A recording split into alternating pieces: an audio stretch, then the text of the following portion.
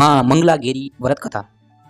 हिंदू धर्म में प्रत्येक पूजा का अपना ही एक अलग महत्व होता है और हर पूजा को किसी न किसी उद्देश्य की वजह से किया जाता है।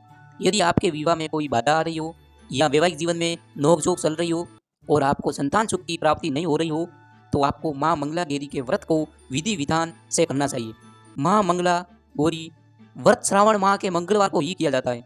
माँ पार्वती का पूजन करते वक्त सर्वमंगलम भाग्यते शिव सर्वात् सर्दिके शरणाम तमन्ते गौरी नारायण नमस्ते मंत्र का जाप करना चाहिए। साथ ही इस व्रत के लिए इस पौराणिक कथा प्रचलित है। पौराणिक लोक कथा के अनुसार पुराने समय में एक धर्मपाल नामक सेठ था।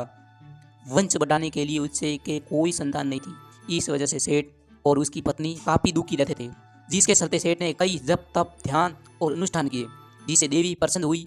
देवी ने सेठ से मनसा वर मांगने को कहा। तब सेठ ने कहा कि माँ, मैं सर्वसुखी हूँ और धन धान्य में समर्थन हूँ, परंतु मैं संतान सुख से वंचित हूँ।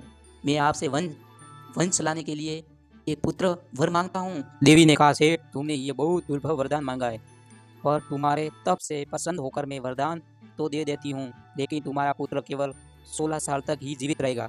ये बात सुनकर सेठ और सेठानी काफ़ी दुखी हुए, लेकिन देवी का वरदान स्वीकार कर दिया। देवी के वरदान से सेठानी गर्भवती हुई। उन्होंने एक पुत्र को जन्म दिया। सेठ ने अपने पुत्र का नामकरण किया और उसका नाम शिरायु रखा। समय बीता गया और सेठानी को पुत्र की मृत्यु की चिंता सताने लगी। तब किसी विद्वान ने सेठ से कहा कि यदि वह अपने पुत्र का विवाह ऐसी कन्या से करा दे जो मंगला गौरी व्रत रखती हो, इसके फलस्वरूप कन्या के व्रत के फलस्वरूप उसके वर को दीर्घायु प्राप्त होगी।